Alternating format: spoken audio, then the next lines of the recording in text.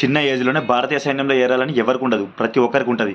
మరి మీకోసం నోటిఫికేషన్ ఎప్పుడన్నా 2026 నోటిఫికేషన్ ఎప్పుడన్నా అన్నారు కదా, నోటిఫికేషన్ వస్తుంది ఫిబ్రవరిలో అని చెప్పినాం. అయితే వచ్చింది. అయితే ఏజ్లో కొంచెము గ్యాప్ ఉండే, అంటే 25 సంవత్సరాల వరకు చేస్తారా అన్నానంటే చేయలేరు. 22 సంవత్సరాల వరకు చేసారు. 17 సంవత్సరాల 6 నెలల నుంచి 22 సంవత్సరాల వరకు అప్లై చేసుకోవచ్చు. మరి జీడీ, టెక్నికల్, ట్రేడ్స్ మెను, వీటిలో క్లర్కు, వీటిలో ఏదైనా జరుగుతుందా ఇప్పుడు అప్లికేషన్స్ అంటే ఇప్పుడు కొంచెం హోల్డ్లో ఉన్నాయి. మరి రేపు లేదా ఎల్లుండి క్లారిఫికేషన్ వచ్చే అవకాశం ఉంది.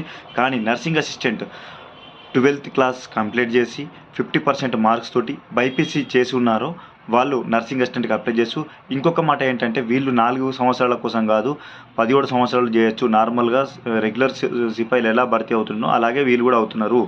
సో ఇది గమనించగలరు. 4 సంవత్సరాలు చేసిన తర్వాత బయటకు రారు. వీళ్ళు నర్సింగ్ అసిస్టెంట్లు కాబట్టి బైపీసీ చేస్తున్న వాళ్ళు ఖచ్చితంగా దీనికి అప్లై చేసుకోవాలి. సదవకాశం ఇది, ఓకేనా? అయితే ఆన్లైన్ అప్లికేషన్ అనేది స్టార్ట్ అయిపోయింది. మీరు తొందరగా మీ దగ్గరలోని నెట్ సెంటర్కి వెళ్ళి అక్కడ బైపీసీ సర్టిఫికేట్ తీసుకెళ్ళి, మీరు ఇంటర్ కంప్లీట్ చేసిన సర్టిఫికేట్ తీసుకెళ్ళి మీరు అక్కడ అప్లై చేసుకోవడం అనేది మొదలుపెట్టేయండి, ఓకేనా? ఎవరన్నా ఇప్పుడు 10th క్లాస్ చదవండి, మరి ఆర్మీ సైన్యంలో వెళ్ళాలి, పర్మనెంట్ కమిషన్లో వెళ్ళడం బెటర్ ఉంటుంది అని అనుకుంటే బైపీసీ చేయండి. బైపీసీ గ్రూప్ తీసుకోండి, మీరు రెగ్యులర్గా వెళ్ళొచ్చు.